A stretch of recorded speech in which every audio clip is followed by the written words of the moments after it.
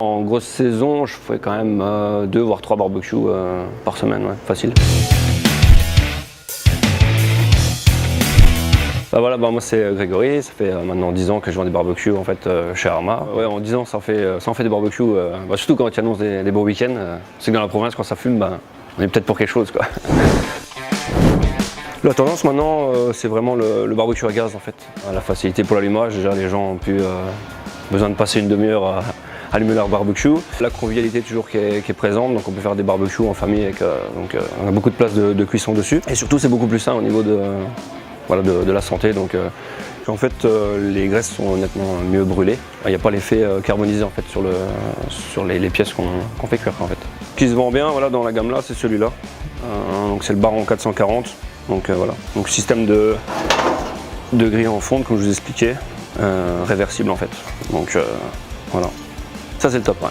Donc en fait là vous avez un côté on va dire grillade normal, classique. Maintenant si c'est les amateurs de saucisses, c'est mieux de le mettre de ce côté là en fait. Comme ça au moins le jus avant de tomber directement sur les brûleurs, il y a une partie qui est déjà brûlée avant de tomber en fait. Ça évite déjà aussi un peu aussi les problèmes de santé et le fait d'avoir des flammes dans le barbecue comme on peut avoir sur un charbon. Et on peut contrôler tout le temps la température. Donc voilà, la température idéale donc, de chauffe c'est 250 degrés.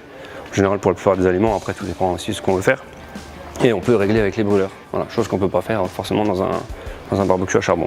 Et au niveau de l'allumage, juste un petit bouton électrique, petit piezo, donc 10 minutes, le barbecue est prêt. Cuve et couvercle, garantie à vie. Donc là la fabrication c'est pas du Made in China, en général donc là c'est fait aux États-Unis ou au Canada, pour Brawl King c'est canadien. Le top franchement ça reste quand même Weber parce que voilà au niveau garantie déjà de vie, c'est 10 ans, c'est le top. Donc inox, acier émaillé, fonte, on peut le laisser autant l'hiver dehors que l'été. Donc au niveau des changements de température, voilà, c'est costaud et c'est des super garanties. Pour les puristes, le barbecue à charbon restera toujours le barbecue à charbon, quoi. La grillade, à la base, c'est le barbecue à charbon maintenant. Voilà. Le gaz sera quand même, on va dire, plus avantageux pour le gain de temps pour l'allumer déjà. Et voilà, au niveau de la santé quand même un peu meilleur, mais c'est vrai que le barbecue à charbon sera toujours là, il y en aura toujours. Moi j'ai celui-là, j'ai la boule de chez Weber en fait. Pourquoi j'en prends un pas l'autre? Parce que ça dépend un peu du monde qu'on a à la maison, ça dépend du temps aussi.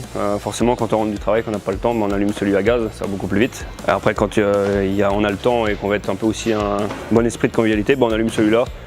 Puis bon, toujours un petit camembert à la fin dedans pour faire plaisir. Et donc tout ce qui est Weber, on a les accessoires, donc hop, on peut mettre la pierre à pizza, on peut mettre le wok.